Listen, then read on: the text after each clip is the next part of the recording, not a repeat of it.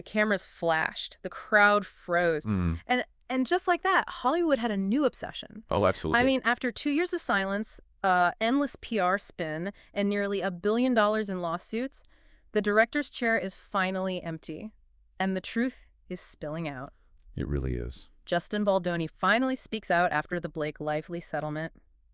Welcome to Starscope Report. Join Jordan and Jamie as we uncover Hollywood drama, music industry shakeups, and viral influencer scandals. From red carpet surprises to social media controversies, we dive deep into the stories behind the fame. Exactly. And for you listening today, we have quite the mission. We're taking a deep dive into an absolute mountain of unsealed legal filings, leaked text messages, and some pretty shocking public statements. Text messages. Literally mountains of them. We want to understand the actual mechanics of a modern Hollywood scandal. So we're going to look right past the gossip and discover the strategic leverage tactics hidden inside this massive legal war. Right. And just to be completely clear right up front, as we navigate these highly charged allegations and the deep divide in public opinion, we are remaining strictly impartial. Totally. We aren't here to take sides or endorse any viewpoints from the sources. We're simply unpacking the facts and claims exactly as they're laid out in the official filings and public statements so you can understand the machinery at work behind the headlines. Yeah, and to really grasp the sheer scale of this $900 million legal standoff, you have to mentally travel back to August 2024. Feels like a lifetime ago. Right. This was the press tour for the movie It Ends With Us. Now, this was supposed to be a massive blockbuster celebration, but almost immediately the public could tell something felt incredibly off. Yeah, the internet is just ruthless when it comes to noticing those microtensions. Oh, totally. And rumors of a cast rift just exploded. You had Justin Baldoni, the film's director and co-star, who was noticeably isolated. Like, he was doing all his press alone, separated from the rest of the cast. And on the flip side, Blake Lively was facing this intense backlash from fans. People felt her lighthearted, floral-themed promotional tone, encouraging people to grab their friends and wear florals to the theater. It completely ignored the film's incredibly heavy central theme of domestic violence. It was a textbook PR crisis unfolding in real time. But the public had absolutely no idea what was actually happening behind closed doors until December 2024. Right, when everything just blew up. Exactly. That is when the legal dam broke. Blake Lively filed a staggering $500 million federal lawsuit alongside a California Civil Rights Department complaint. Wow. And her allegations were incredibly severe. She alleged sexual harassment, specifically citing non-consensual improvised kissing during filming and inappropriate discussions about sex on set. But the lawsuit didn't stop at the set, right? No, it didn't. She also alleged retaliation. She claimed that Baldoni and his crisis team orchestrated a massive, coordinated PR smear campaign to destroy her reputation before she could even come forward with her story. Right, and the details that started leaking out were just staggering. I mean, the New York Times published this massive expose, and they had the receipts. They really did. They quoted text messages directly from Baldoni's crisis PR team, the most damning one. A text that literally said, "We can bury anyone." Oof. Yeah. I mean, reading that gives you chills. It completely shatters the illusion of the friendly Hollywood publicist. It sounds like dialogue from a mafia movie, not like a standard promotional strategy. And what's fascinating here is how quickly the strategy shifted to mutual destruction. Baldoni vehemently denied all the allegations. Yeah.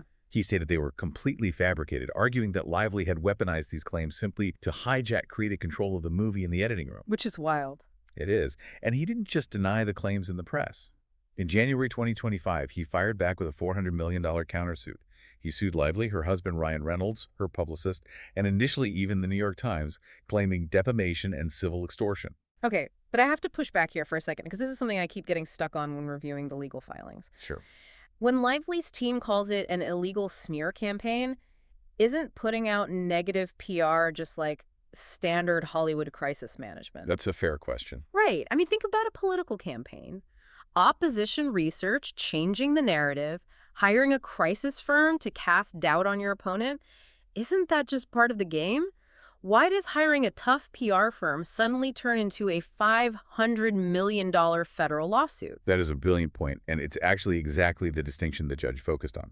The judge in this case explicitly noted that normal PR work, which includes, Elevating stories that cast doubt on an accuser's credibility or hiring aggressive crisis management is actually legally permissible. Wait, really? Yeah, it is not illegal to defend yourself in the press or try to steer the narrative. For that standard PR work to cross the line into illegal retaliation, there has to be a foundational, legally valid harassment claim that you are retaliating Oh, against. I see. So Lively's legal strategy relied entirely on proving she was harassed first. If she could prove that, it would legally transform Baldoni's standard crisis PR into illegal workplace retaliation. Wow, okay. That completely reframes the situation. The PR itself isn't the crime. The PR only becomes illegal if it's weaponized against a proven victim of harassment. Exactly. That is a massive legal distinction. But if the PR strategy is only illegal if she proves that initial harassment, how did Lively's team try to find that proof? Because I know this is where things get incredibly covert. It does. To understand how we eventually got to those explosive text messages like, "We can bury anyone," we have to look at the covert legal maneuvering that happened before the public ever knew there was a fight. Back in late 2024, before going public with the main lawsuit, Lively used an inactive company called Vanzan to quietly file what is essentially a stealth lawsuit. Wait, hold on. A stealth lawsuit under a dummy LLC. Yeah. Break that down. How does that actually work in the legal system? It's a highly strategic procedural move. In certain jurisdictions, you can file a pre-suit discovery petition. By filing under a relatively unknown inactive LLC like Vanzan and listing the defendants as unnamed Does or John Does, Lively's legal team was able to quietly open a case. Okay. And because a case was open, they gained the power to issue subpoenas to third parties, like Baldoni's former publicist. No way. Yeah, and because Baldoni himself wasn't named yet, he wasn't officially notified, they essentially extracted all these internal PR text messages and emails before the main $500 million lawsuit was even filed. So it's basically a digital Trojan horse. Pretty much. You use this dummy corporation to sneak past the gates, raid the publicist's digital filing cabinet to steal the receipts, and then you use those exact receipts to launch the real war. That is a brilliant, if slightly terrifying legal strategy. Oh, it is terrifying if you were on the receiving end. And when those exhibits were finally unsealed in early 2026, the fallout was absolute chaos. Oh, I bet. Subpoenas were flying everywhere. They subpoenaed celebrity blogger Perez Hilton. They went after Scooter Braun and his company Hybe America. But the reveals that truly sent shockwaves through the industry weren't the PR emails. Right. It was the group chats. It wasn't just PR people. It was A-list celebrities. But wait till you hear what came next. Because when the courts started unsealing the evidence, the biggest pop star in the world got dragged straight into the crossfire. Yep. And if you're loving these Hollywood twists and learning how these power players actually operate behind the scenes, make sure you're subscribed. We've got even crazier stories ahead because the venom in these unsealed texts is just mind-blowing. It really is. According to the court documents, you had Ryan Reynolds texting his WME agents demanding they go full Ari on Baldoni, which, for anyone who doesn't know, is a reference to the notoriously aggressive Hollywood super agent Ari Emanuel. Then you had internal Sony executive communications revealed, where an executive literally called Lively a fiffing terrorist and complained that she orchestrated all this drama in an unsavvy and amateur way. And the scope of the discovery didn't stop there. No, it didn't, because the Swifties entered the chat. Literally. Yeah, they did. The texts revealed Taylor Swift's direct involvement. Lively was texting Swift, calling Baldoni a clown and a doofus. And when Baldoni gave a press interview talking about being a survivor of assault himself, Swift texted Lively saying that Baldoni had gotten out his tiny violin. Wow. I mean, the level of private, unfiltered venom becoming public record is just unbelievable. It completely changes how you view a private venting session with a friend. And this exposes a massive blind spot that everyone listening should really pay attention to. The leverage lesson here is your communications are your case. This entire $900 million legal battle didn't hinge on formal depositions or eyewitness testimony about what happened on a movie set. It hinged on unprivileged text messages. Casual texts, group chats, venting to friends. These are largely unprivileged channels. Unprivileged meaning they aren't protected by something like attorney-client privilege. Exactly. When you hit send on a snarky text to a coworker or a friend, you naturally assume it will never see the light of day. Of course. But in a lawsuit, if that conversation happens on a company phone, or if the context of the text is related to the business dispute in question, it is discoverable. It gets subpoenaed. Both sides in this lawsuit had their public defenses absolutely decimated because they treated their phones like private diaries instead of potential trial exhibits. It makes you want to throw your phone into the ocean. Seriously. You think you're just blowing off steam with your best friend, but you're actually drafting Exhibit A for the opposition's legal team. So with all this explosive evidence out in the open and both sides bleeding out in the court of public opinion, how does a judge even begin to untangle it? Well, the legal turning point finally arrived in April 2026. A federal judge threw out 10 of Lively's 13 claims, and crucially, all of the core sexual harassment allegations were dismissed. Wow. All of them. All of them. And here is where the legal mechanics get truly fascinating. They weren't dismissed because a jury looked at the facts and decided they were false. They were dismissed because of a massive legal technicality. Oh. Lively was hired as an independent contractor for the film, not a traditional employee.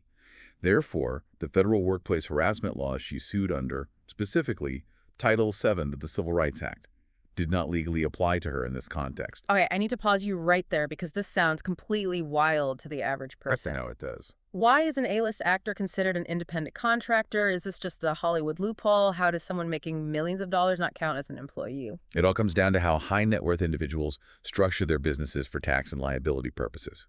A-list actors rarely get hired directly as W-2 employees by a movie studio. Instead, they have what's called a loan-out corporation. So Blake Lively's personal corporation signs a business-to-business contract with the film's production company to loan out her acting services. Oh, I see. So legally, it's not an employer-employee relationship.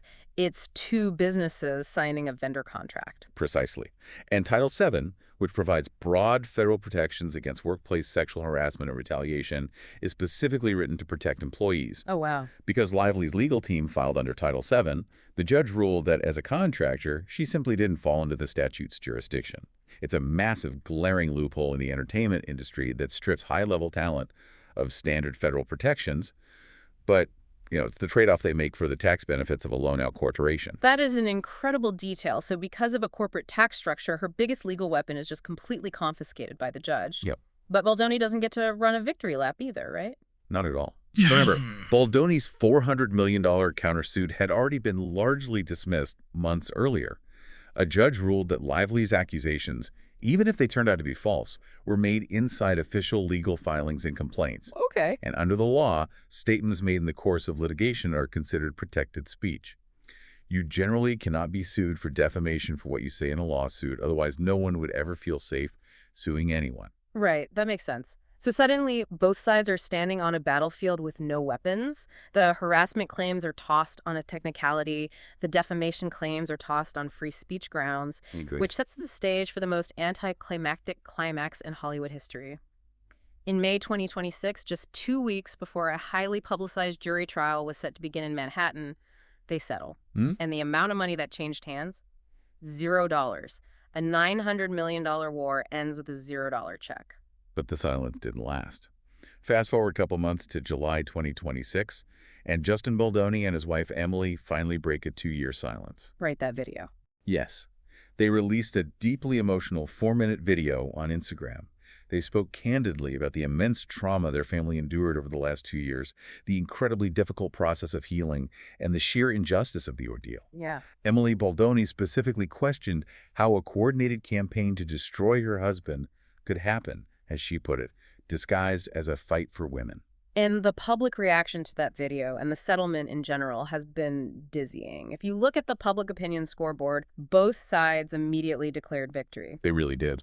Baldoni's lawyers did a total victory tour in the press, loudly proclaiming that Lively's harassment claims were thrown out and accusing her of exploiting real victims for creative leverage.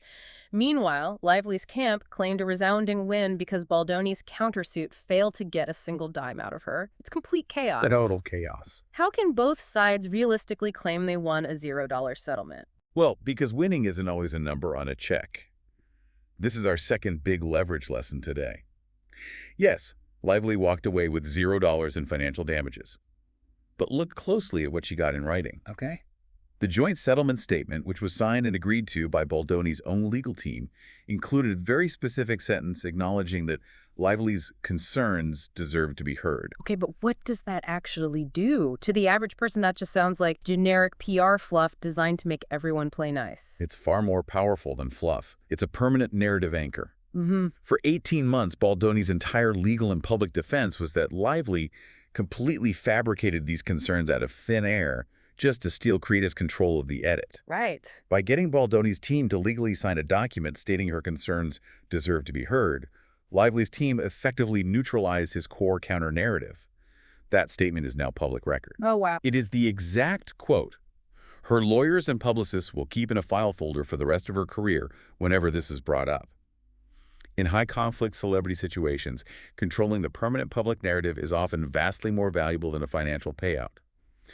Both brands realized that dragging this into a public trial meant mutually assured destruction, so they compromised on the narrative. So it was essentially a multi-million-dollar game of chicken, and they both swerved at the last possible second. Exactly. They compromise on the narrative, they walk away with $0, and everyone goes home. Except that isn't the whole story. No, it isn't. Because earlier I promised you a shocking twist nobody saw coming. We assume a $0 settlement means the war is over.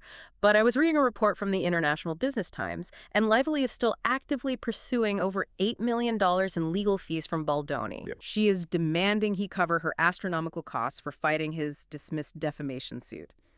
So they sign a joint statement, playing nice for the press, but behind the scenes, she's still trying to hand him an $8 million receipt.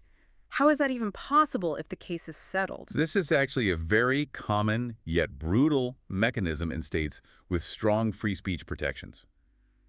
When someone files a defamation suit and it gets thrown out, often under what are called anti-CELAPP laws, which prevent people from using lawsuits to silence free speech, the law typically allows the prevailing party to recoup their attorney's fees from the person who sued them. Oh, I see. Lively claims her elite legal team billed at rates over $2,100 an hour for 2 years.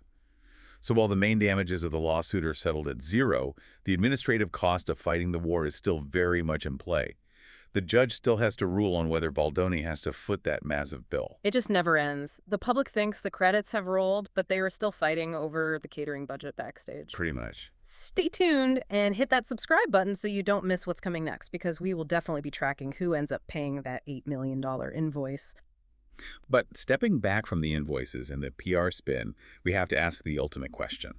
After 2 years of leaked texts, ruined reputations, and legal loopholes, what does this all actually mean for Hollywood? If we step back and look at this entire saga, the ultimate irony is profoundly tragic. Here was a film, It Ends With Us, that was genuinely designed to raise awareness about the serious, pervasive issue of domestic violence. Yeah, that was the whole point. It was supposed to be a vehicle for a vital message, yet that message was completely, totally eclipsed by a masterclass in PR warfare. The film itself became a footnote to the lawsuits. It really did. It forces us to ask a really uncomfortable question. In the modern era of celebrity, where every text message is leverage, where every dummy LLC is a weapon, and every PR move is a potential lawsuit, is it even possible to separate the art from the PR machine anymore? Or has the focus shifted so far away from the screen that the drama behind the scenes is the only thing we're actually paying attention to? That is a brilliant point. The actual movie just became collateral damage in a corporate war. In Hollywood, the cameras might stop rolling, but the script is just being handed over to the lawyers. You've been listening to Starscope Report, where Jordan and Jamie uncover the stories shaping Hollywood, music, and pop culture. Thanks for tuning in, and don't forget to subscribe for more stories that keep the stars shining.